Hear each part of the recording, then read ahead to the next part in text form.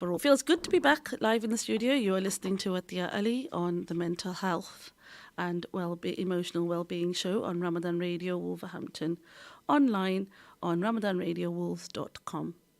In the show today, we hope to provide information that may be helpful to support your well-being and the well-being of others, because everyone's mental health matters. You can listen back to this and previous shows on Ramadan Radio's YouTube channel,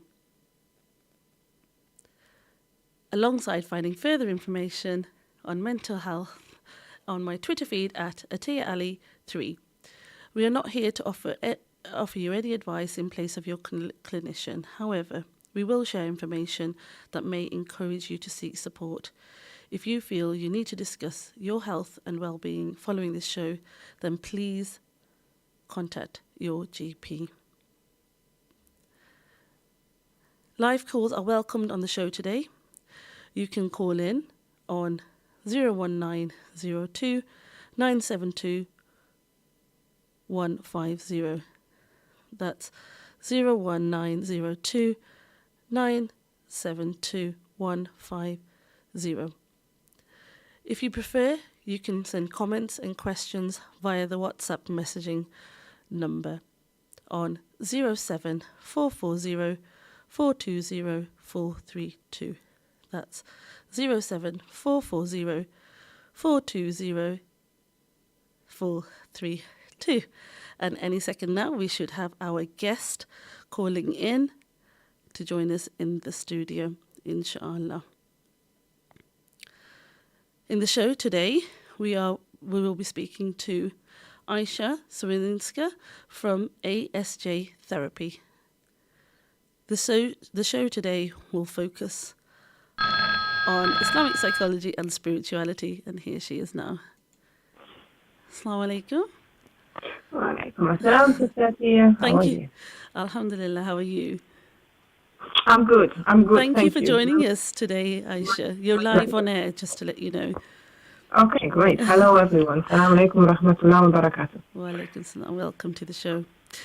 Firstly, could you tell us a bit about ASJ and your role within the service?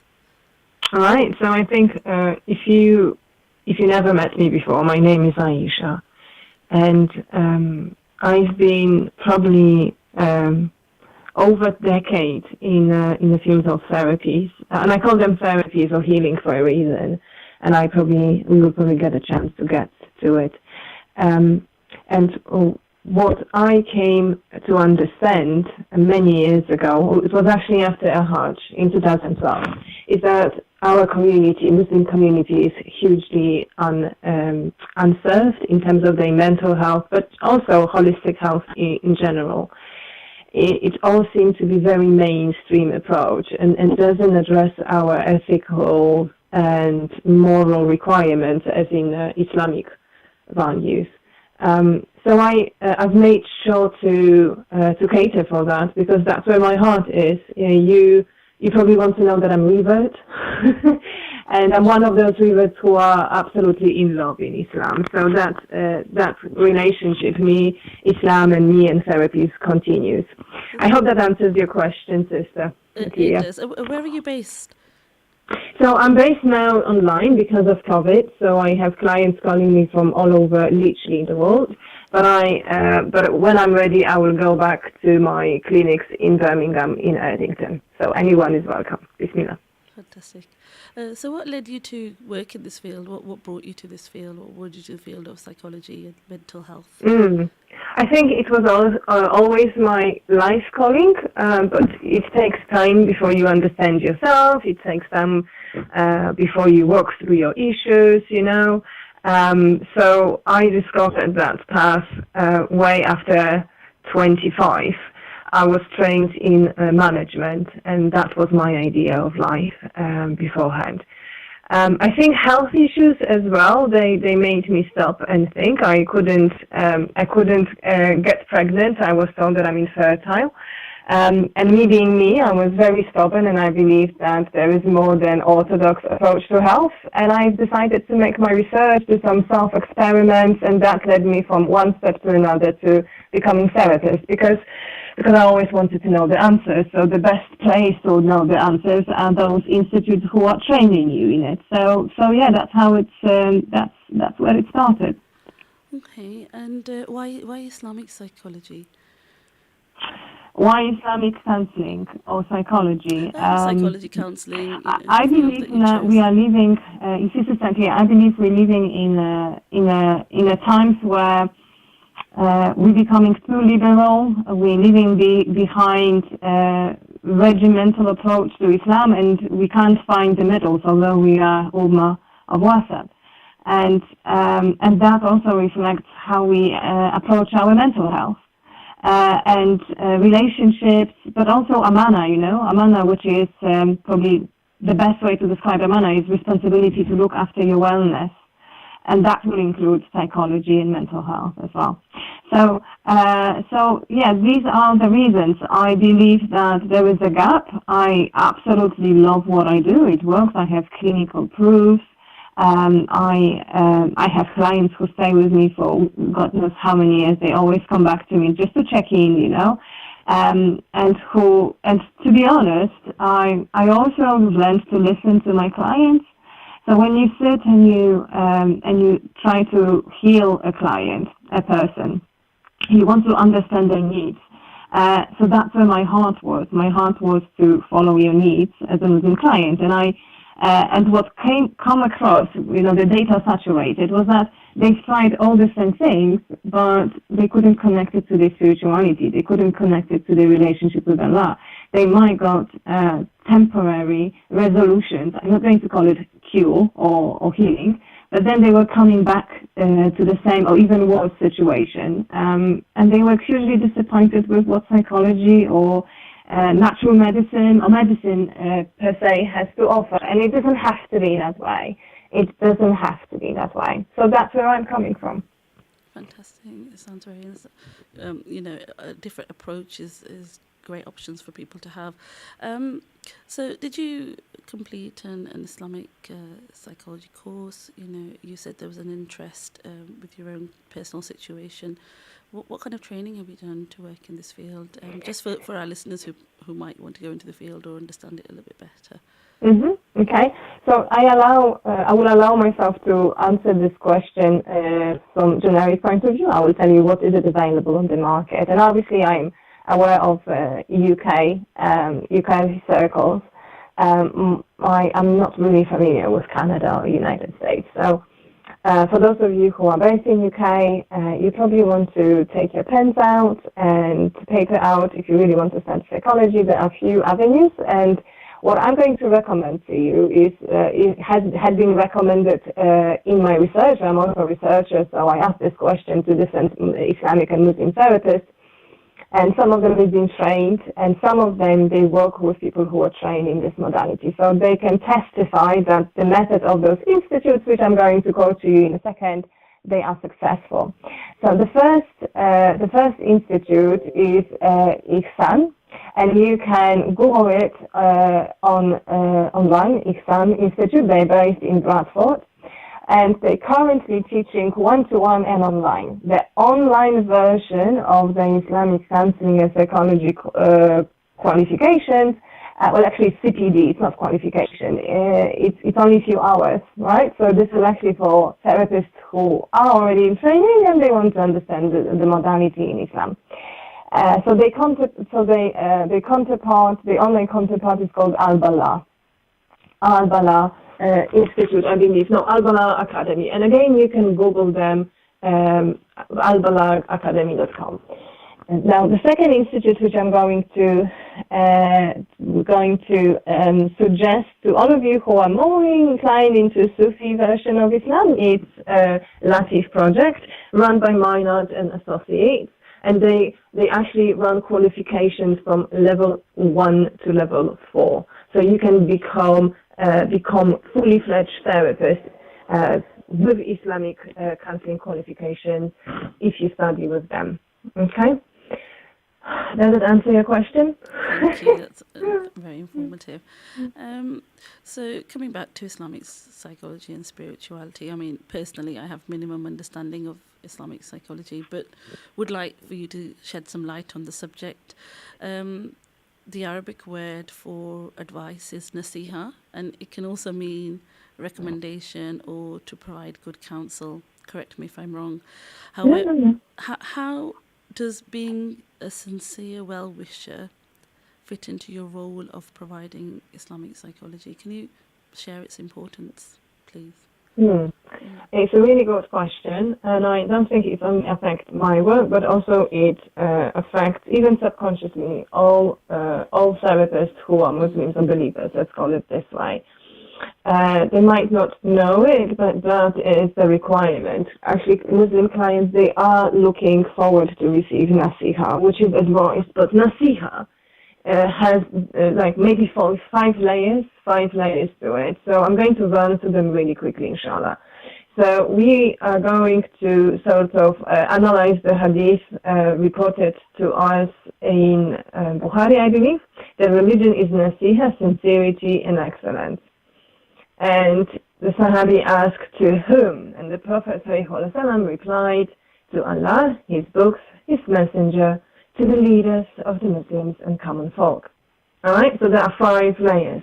And the layer where we find ourselves is the lowest layer, or the 5th layer, and which is working as a Khalil, as an advisor for khair, for good to any Muslim person. I don't want to call it client because Khalil means a helper, and anyone is a helper. If you are out there listening to us and you have a good heart and you always find yourself being confident, people come to you, you are already doing nasiha. But you need to make sure that you understand this hadith, because what you're advising, and I hope you're advising for khair, needs to be aligned with Allah subhanahu wa ta'ala names and attributes, His Sharia, His book as well as His Sunnah of the Prophet sallallahu alaihi wasallam. So, there's another hadith saying you need to love Prophet sallallahu alaihi wasallam more than you love your family or even yourself. Obviously, I'm paraphrasing here, but that's what it means, really. That's what it's all about. You need to reprioritize your life. You need to step away from your nafs or from your ego, whatever terminology you decide to choose. You can't practice this healing or therapeutic modalities with being arrogant. It's just not going to work, neither for clients, neither for your akhirah. And then we also have nasiha to leaders, and probably it's difficult, leaders of Muslims, and then it's probably difficult for us to understand that, because we're not living here in a Muslim country. There's barely any Muslim countries. However, there are specific regulations, how to have nasiha, not give nasiha to them, but how to have nasiha over them, and that is sincerity and excellence, and probably even making dua. So nasiha, working at that lower level with people, can only be successful if you work on yourself on both levels. So that's quite deep introspection into nasiha. Do you think I gave it a justice, Sister Atiyah? Do you think I need to explain something?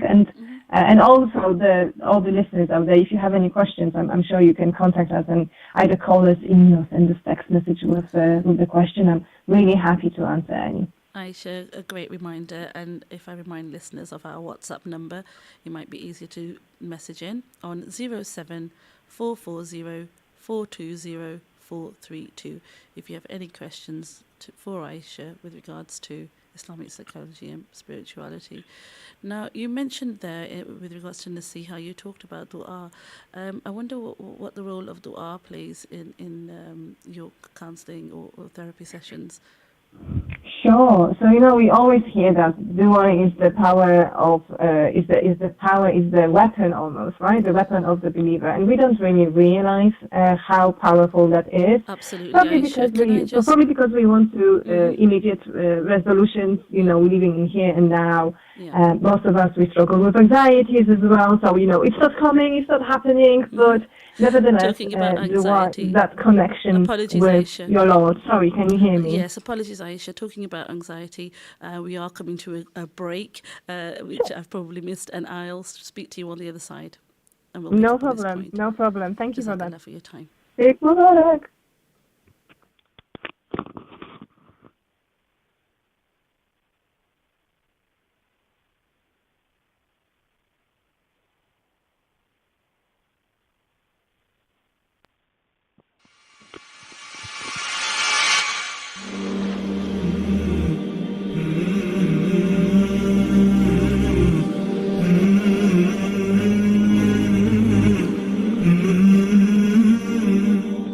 death of a loved one is a very emotional and challenging time for the family members of the deceased. Al Mu'min Funeral Services have been supporting families across the UK since 2005. Their professional, experienced and quality service ensures the whole process from release from hospital to burial is taken care of respectfully and efficiently. They also specialise in worldwide repatriations, assisting to take loved ones to Pakistan, India, Bangladesh, Iraq or anywhere worldwide. almu'minfunerals.co.uk, your trusted funeral service.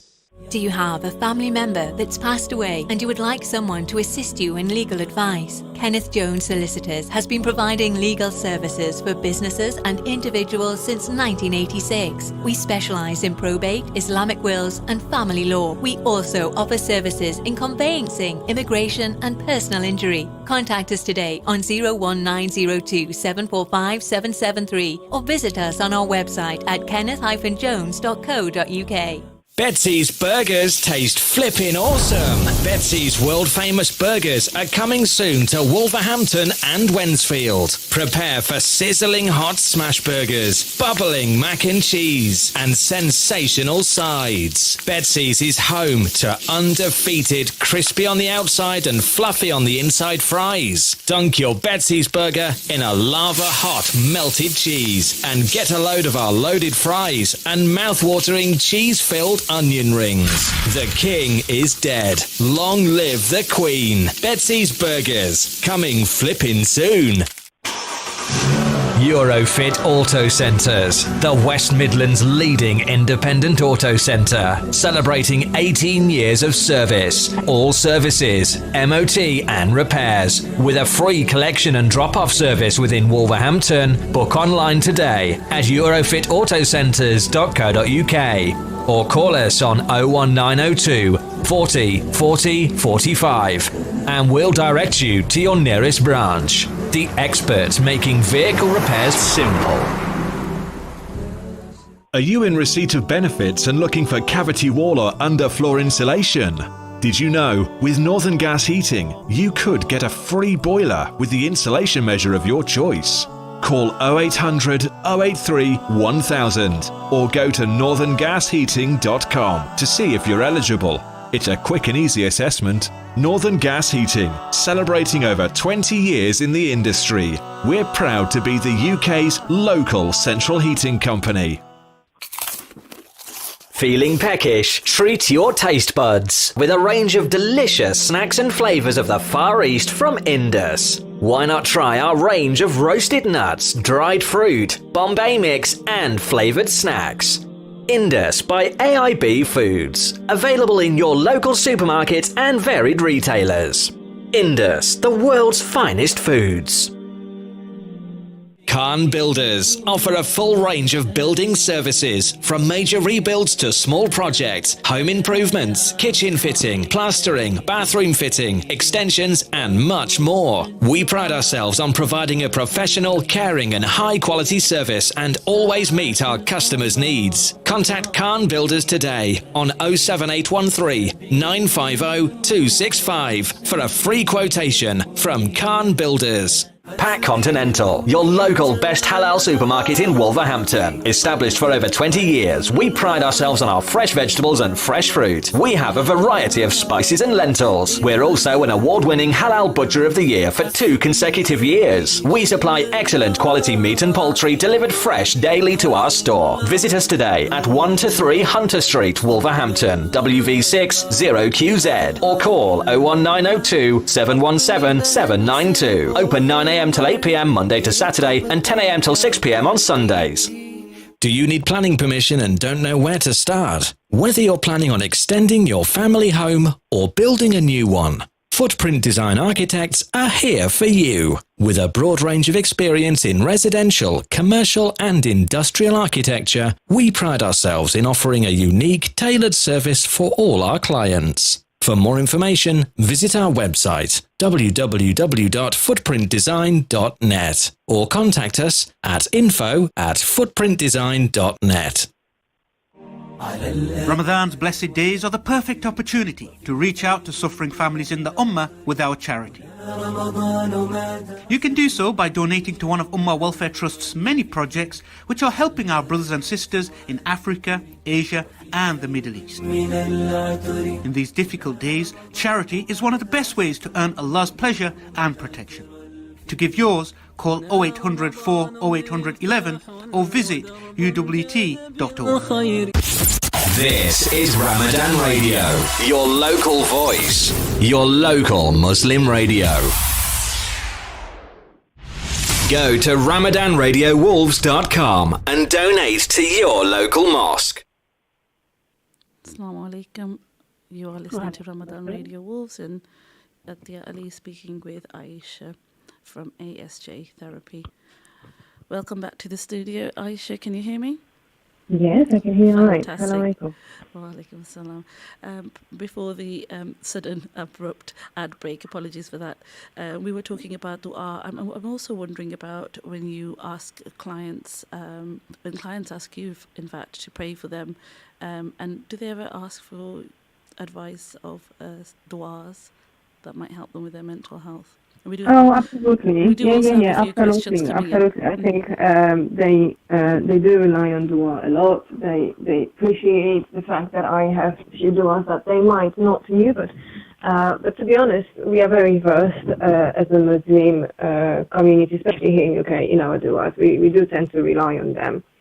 Now, how we understand the dua paradigm or philosophy is another thing, because, as I said, we normally want it to happen straight away, and we don't understand that actually it's all a test. Yes, you have that need in your heart, you have that wish in your heart, you produce a dua over it, you might even travel to Umrah or Hajj with it. But the reality of the matter is, it is only by His will, permission and knowledge that it's going to be granted. And it's going to be granted to you on three levels, either in this dunya, or either in this dunya preventing you from some harm, so you're not going to see it, but also it can be stored in your akhirah. So just this hadith, which I paraphrased obviously, show us how we should change the paradigm in our mental health self-work. We shouldn't have short vision, only, finish here on dunya. We should think of ourselves as an eternal being, as a beings who are working for, higher, greater good, but that means life in akhirah. And, inshallah, may Allah grant us all Jannat is those. But we also know that Jannat doesn't come easy. So even even dua can be your test on the level of how you understand and accept it. And since I'm talking about acceptance, that straight away leads you to philosophy of qadr, of divine destiny. And I can't explain you, Sister Atiyah, how many clients turn their life around under my watch just because they understood that it is all temporary, it is all qadr of Allah, and they need to accept it. It's not as easy as it sounds, because you need to let go, because you need to heal many losses, because you need to deal with anxieties, right? And the needs, the drives, the desires. But if you work on yourself from that perspective, suddenly you're finding yourself at the stage of sakina, which is tranquility in your heart and in your highest level of nafs. But that journey is long and takes plenty introspective. And I would say it very clearly, please hear me very clearly, changing the definitions of religion, changing the definitions of therapeutics in Islam. That is so important, because we are people who lost the knowledge, unfortunately. Right. We have had questions coming in. Someone has asked, they leave no name. Culturally, some people think prayer is all that they need to get better. What would you say to them? I'm sorry, I want to understand the question. So the listener says the prayer is the only thing that makes them better. It seems that this is what they're alluding to, that sometimes people feel that prayer is all that they need and they would get better with just simply prayer, yes, absolutely. We also have this tendency in our community to think that mental health is still to the degree a taboo, especially if you live in small cities. But it's not necessarily as straightforward. Mental thing matters are a real thing. They are affecting us, and yes, prayer is the best way to return to Allah. But sometimes you have to wait until you achieve Atiyah. And what Atiyah means is freedom from illness. It's that holistic health in your life, not only in your body, not only in your mind, So we have to learn how to look at things from perspective. It's not only spirituality that's going to help us, but, our stuff as well, our behavior, our mindset, even working on your own emotions. Majority of us, we suppress emotions, right? Are we addicted to emotions? Yes, that's true. We can be even addicted to emotions. So I think, again, changing your definition about mental health is very important. And I would say, follow what Quran says, and Quran says, and I'm going to paraphrase it, we will surely test them with something of the fear and loss. Okay? So you have a guarantee here by the word of Allah subhanahu wa ta'ala, brought to you by Jibril, recited by Prophet sallallahu alaihi wasallam himself. That's how important that chain is. That you, and including me as well, and you, Sister Atiyah, we're going to be affected by mental health experiences. Are you prepared for them? Are you reading? Are you researching? Do you understand the concept of Atiyah? Do you understand you need to have self-care plan? Do you understand that it's not only relationships, but also what those not only chemical, but also spiritual reactions that are going on in you? Are you listening to yourself, right? So again, I'm talking about definitions, but the risk of relying only on prayers or only on du'as it can lead you to mental health pathology. That's how we recognize it in Islamic psychology, and that is under the name of spiritual bypassing. Meaning you are not interested in what's going on in your relationship. You are not interested in what's going on in your body, mind, and heart. You are just praying. That is not coming back to Allah. That is a cover-up. I hope that covers the question. Thank you. So you alluded there a little bit about being introspective and understanding yourself and bettering yourself. During Ramadan, how could an individual perhaps focus more so on the topics you raised there? Can you share any tips of how we could improve that introspection and our understanding of our mental health needs during Ramadan, let's say? It's an excellent question, and I've tried to answer this question in this year and a few years back as well. I'm actually leading a CPD course and self-healing academy here at Ayishah Therapy. So I'm going to talk to you about clinical experiences of how to approach Ramadan for your purification, and that is on all levels, on psychological, somatic, and spiritual, if that's okay with you. So if you have a Facebook, please find me. It's Ayishah Therapy, and you can listen to the full lectures about, I think this year I called it, this webinar was called Secrets of Fasting. But in the nutshell, you want to understand that it is all about your nafs. Yes, you need to perform prayers, probably prayers plus. You need to fast. You need to restrain yourself from bad behavior and bad even thoughts, I would say. So you see how this external act of ibadah brings you back to yourself, not only to Allah subhanahu wa ta'ala. It's a really important aspect. I think it's even Majah who said, know yourself and know your Lord. And that's what's happening in Ramadan. Giving the fact that you're going to do it properly. And how to do Ramadan properly? Well, you have to understand that it is your nafs who wants food. Yeah? It is your nafs who craves all those different tastes. And it is your nafs who probably, for majority of us, allowed you to be addicted to food. In Muslim community, we don't tend to, unless it's pathology, but we don't tend to go for other expressions like frustration, healings for expressions like alcohol or clubbing or extramarital relationships. Yes, it does happen in our ummah. I'm not saying it doesn't, but generally speaking, we know this is haram. We know we have to stay away from it. So the replacement of the suppression of your soul calling is in food. and social gatherings. That's why we have all those restaurants still thriving, and even, during COVID, after COVID, we're still ordering our takeaways and everything. So I need you, everyone who hears me, to listen really carefully. This is your nerves, and this is how you're helping your lower nerves to stay at the lower nerves. This is you being stagnant. This is you being stuck, because Ramadan is about depriving yourself of all those luxurities. Ramadan is not about feasting. Ramadan is about fasting. Ramadan is not about iftars together necessarily, but it is about coming back to yourself.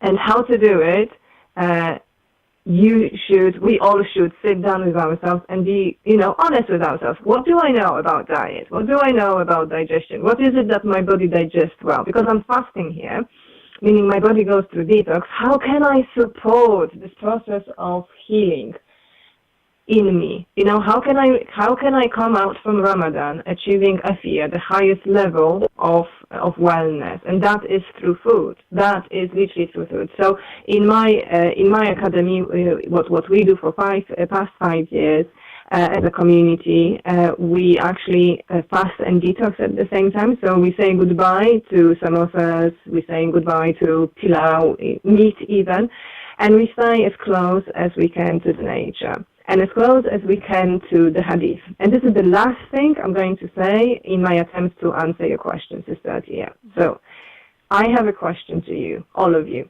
Have you ever wondered, have you ever contemplated an idea of why in Islam everything is regulated? From the moment when you wake up, from the moment when you are born to the moment when you go to sleep and you die, everything is regulated. How come we don't have explicit hadith explaining us what to eat in Ramadan or when we fast? We don't. Sister Atiyah, we don't. What do we have there? What have we been told about the diet of the Rasulullah sallallahu alaihi wasallam in Ramadan? Do you remember? Not off the top of my head, no. Yeah, it was dates, milk, and water. Yeah. That's it. Halas. And else, if you speak to people of knowledge, you will understand, you will come to understanding that this is probably what they had for 30 days. And if you look at the other prophets, look at Musa, look at Isa, what happened to them? They went away, they excluded themselves, and they were fasting. It was always in the Sharia of Allah subhanahu wa ta'ala. And Sharia was changing until Islam came about, and it stopped changing. But it was always the case of us stopping this madness of suppressing ourselves with food and coming back to ourselves, and through that coming back to our Lord. It's all about your purification of your nafs, right? I hope that answers your question. Thank you, Sister Ayishah. I just want to remind listeners that if they have any questions for Sister Ayishah, you can call or message in on 07440 420 432. Tell us about holistic therapy. You have touched upon it quite a lot during this hour. Sure. So what do you mean I'm trained in psychology. I've done my degree, my master's degree in Islamic psychology. I'm trained in counseling and psychotherapy. I even teach counseling and psychotherapy in both Orthodox and Islamic modules. I'm also homeopath and naturopath. I also perform hijama for clients, and I distribute for them herbs, and I prescribe for them homeopathy and healthy life choices, and I counsel them for diet. Everything in my work has to be connected, because I refuse, at some point in my life, I refuse to believe that it's all in your hands. Actually, being in the spirit of Ramadan, I would even say it's all in your gut. Yeah? So if you don't cleanse yourself physically, you don't give yourself much chance to cleanse yourself mentally and spiritually. So I probably rely more on naturopathic approach to health rather than just mental health, purely orthodox focus on working with my clients. But I know it works. I know it works. I see them healing twice as fast as they would just on talking therapies. And how you want to think about it is go back to the creation of Adam alayhi salam. He was created from all different types of soils that ever existed on the planet Earth. That's what it was. Khair? And that gives us this is a symbol. So this is really symbolic. That gives us an invitation to further tafakkur, to further contemplation. We are created from earth. We are created from earth. From earth we are created from earth, and to earth we come back. This is actually probably East European saying. That's what we say back at home. And that should open us up to an idea that if I come from earth, then maybe perhaps earth has a solution for my well-being. And in fact, it's true. I send my clients for regular walks, just walking. I set with my clients regular exercises, swimming, if they can afford horse riding, if walking is sunnah as well, right? Jogging, right? We know that Prophet he used to jog, not jog, but they had fun. They were racing with Ayishah. So we know just by that fact that it's not really necessarily haram for women, right? And I prescribe for my clients herbs, those which come from earth. They drink chamomile tea when they're anxious, or they might go for burdock tea if they have liver issues.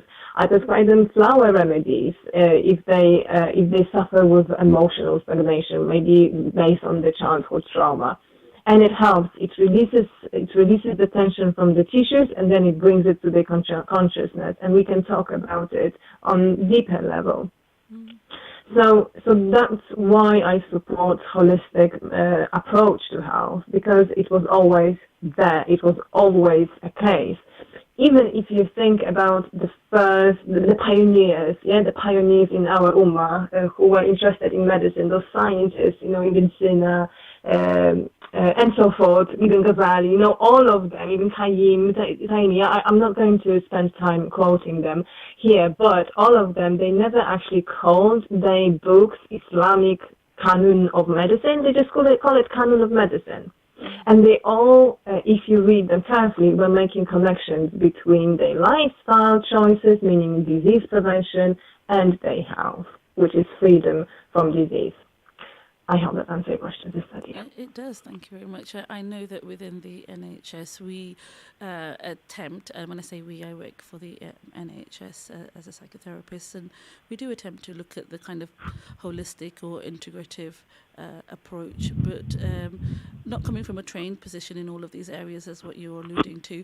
What we do is encourage our clients to explore options. It's a really valid question, and I am coming back from NHS background. I've spent a few years working in NHS, and I left it behind because of those frustrations which I was trying to explain you already. So I think, alhamdulillah, we need to be very grateful that we have such a great doctor, such a great health service. It's available anytime, literally, we want. It's not maybe perfect, but, we're very fortunate. But at the same time, we shouldn't be deluded in thinking that this is the only solution. In fact, Allah said, I've created disease. And for each of those diseases, I've created a remedy. And your job is to go out there and find it. Many people forget the end of the hadith. Your job is go out and find it. So, if you study health psychology within Muslim community, you realize that the diseases that come to their life, they start recognizing them as an invitation to self-growth. They start reading, they start investigating. They becoming familiar with things like acupressure, osteopathy, homeopathy, nutrition, hijama, massage, and I could continue. And their life improves, their health improves, and they become different. They come out of this experience of, let's call it illness, completely reformed. Now, in my opinion, in my observation, if you are stuck relying only on one opinion, like medical opinion, and you don't open yourself to alternatives, or even though this opinion doesn't give you solutions, and solution is not, please do hear me correctly, it's not about controlling your health, it's about wellness, it's about the flow, the eagerness of life. That's what you want at the level of holistic health for yourself. It's not about controlling, because if you're controlling, that means you're still living with disease, don't you, Sister Atiyah? So I'm wondering about these cultural adaptations and how we can support service users in their well-being, our clients, people who access support with their well-being. I'm wondering whether you think, what are your thoughts around actually NHS taking in these significant steps? But I think NHS does already makes further steps. I mean, they were purely based on biomedical model. Now they are based on biomedical psychological model. So they expanded their paradigms already. That's why we have, access to counseling for free, or psychotherapy for free, or psychology therapies for free. So I think they are doing their best. But at the same time, let's not forget that we are also spiritual beings, something that Quran always invites us to contemplate on. So until this paradigm is not going to be changing to biochemical, psychological, and spiritual model, we're not going to experience healing. We are just going to have short-term cures. So that is my opinion. And I don't think, being very pessimistic, that mainstream medicine can afford going that way, because they started with the idea that chemicals in our body can resolve our issues. They started with the idea that it's all about segmentation, reductionism, seeing disease for just disease. This is the philosophy. This is where it all started. They can't turn back, on that. But they started cooperating with natural medicine practitioners. Unfortunately, what's really annoying for me, we still call it alternative, but not in Saudi. In Saudi, we have the same status right now. So alhamdulillah, that's really good. So we are invited to give treatment of homeopathy to our clients. We are invited to give treatment of acupuncture. And I know it's okay, especially in the south of England. Because my clients, I encourage them to go out there rather than just relying on my services, inquire about alternatives, second opinion.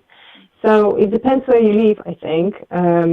But NHS, they done few steps forward, and to conclude, I don't think it will ever be enough. And that's why I'm doing what I'm doing. I'm running those online courses, I'm training therapists, I'm training people to self-develop, I work with them in the groups, I work with them on one-to-one, because I know it's a gap. And I know it's not going to be fulfilled anytime soon. But I have a dream, and I'm going to share that dream with you. I dream about Maristan. And what is Maristan? Maristan is Islamic hospital, right? Which can treat everyone at any time based on Islamic healing modalities. So that is my dua. That is my vision. Thank you for sharing that. And without trying to speak for the whole of the NHS, specifically with the area that I work, people are thinking out of the box, and we are taking into consideration different approaches that might not be traditional within the NHS, that we can introduce to our clients or encourage them to go and look for alongside psychological therapy. Now, within the last 10 minutes of the show, I just want to remind our listeners that if there are any questions that you have for Ayishah, please do call in, text in on 07440 420 432. Apologies, rather than texting, could you please WhatsApp? So if you're all using WhatsApp, please do message in on 07440 420 432, and WhatsApp messages are received within the studio, and we can see how many questions we can pose to Ayishah before the end of the show. We do have another question that has come in. There is no name, but do the Muslim community tend to hold back from seeking support? If so, how can community leaders and imams play a role here? Yeah, it's a shame, isn't it? And it's really common. It's a really valid question. Thank you for that. So let's go back to Nasiha. Let's go back to Khalil.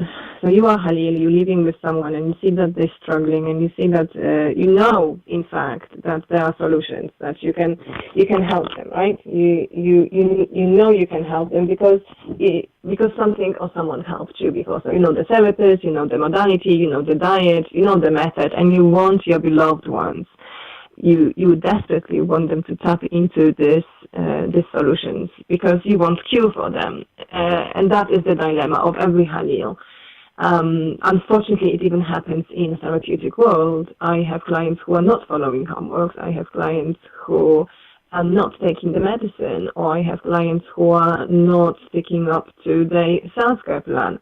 And I want to be heard very clearly. You are not the God.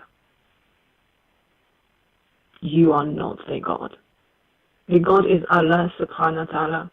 You are a tool in Allah subhanahu wa ta'ala's hands. Your job is to do your best.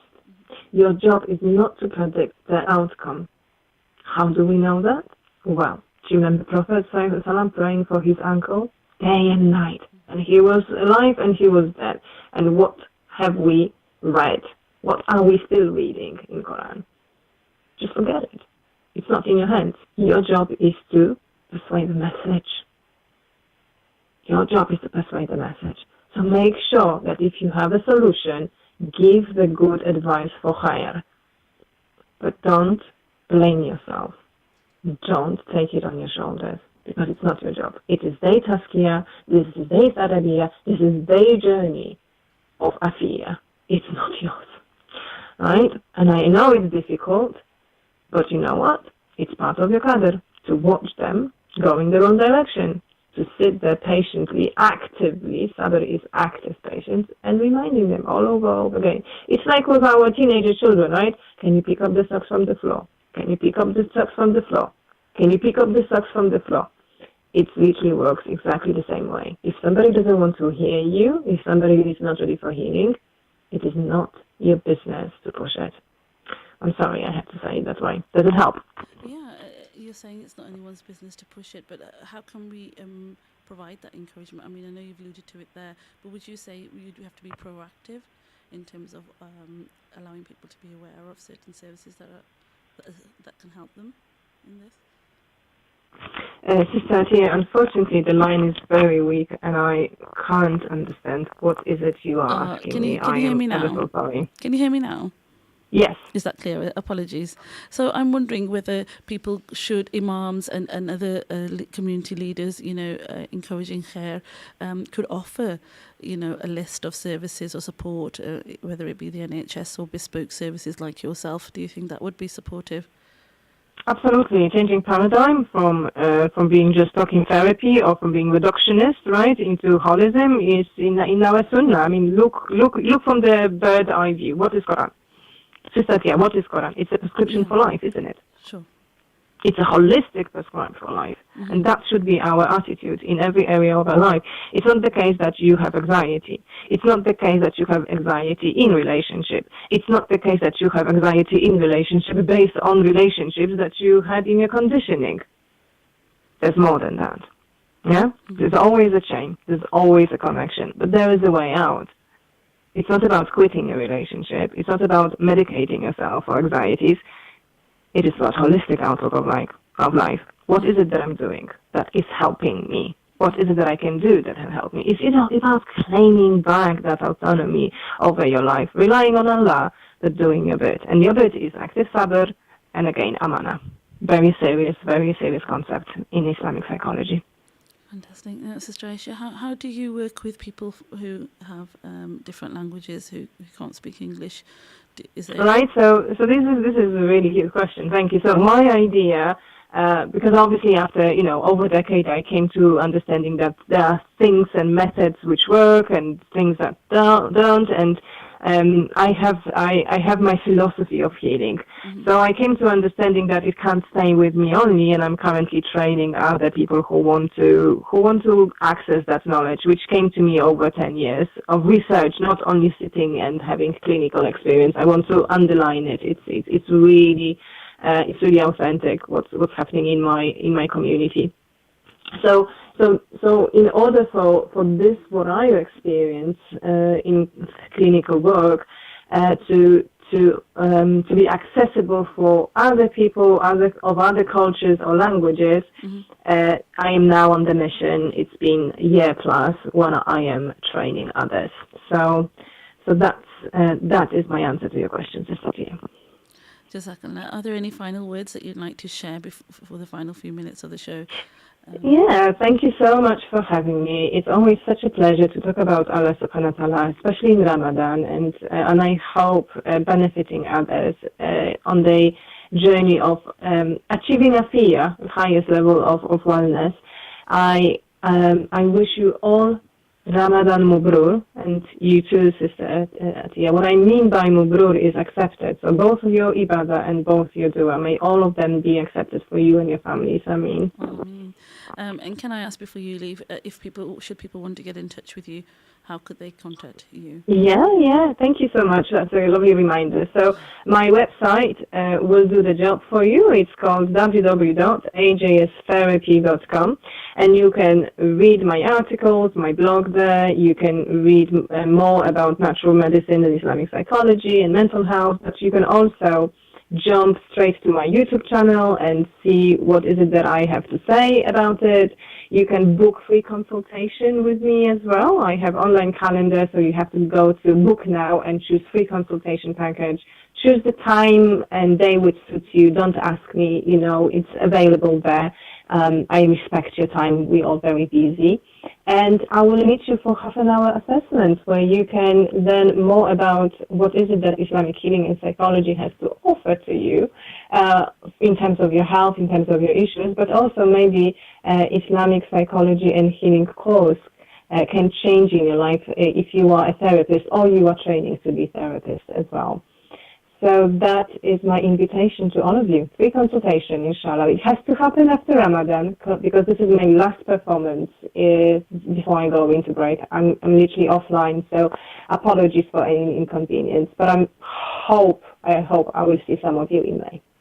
Thank you. Now, our next show for listeners listening in will be with Sister Ayishah. She is coming into the show to focus on mothers and their confidence in parenting. And she's talking about an individual's confidence in being a woman first and not forgetting themselves in the realm of parenting.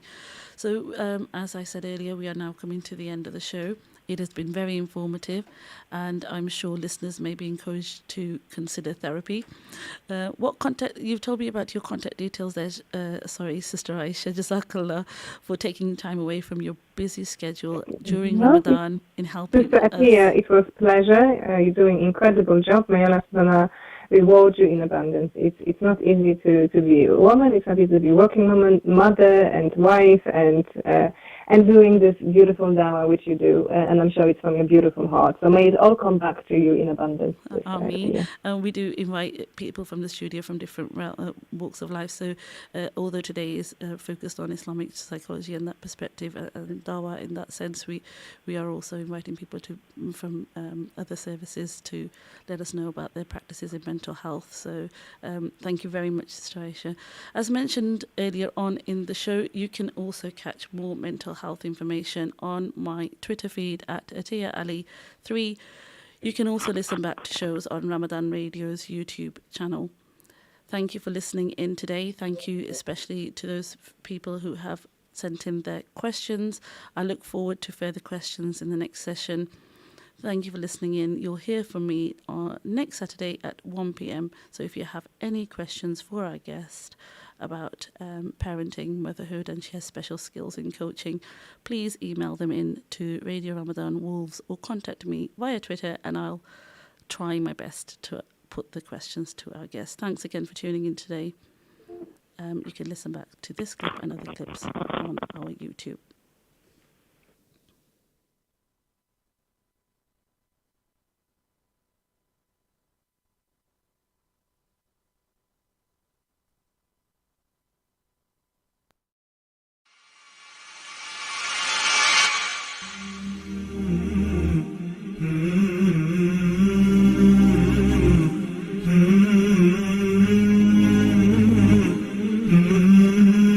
Are you replacing windows in your home? Here at AK Windows, with over 30 years experience manufacturing and installation, we can provide you with premium and affordable UPVC, aluminium windows and doors, roof lanterns, composite and bifolding doors. We offer a free quotation on all work with our selected range of windows in grey, white and modular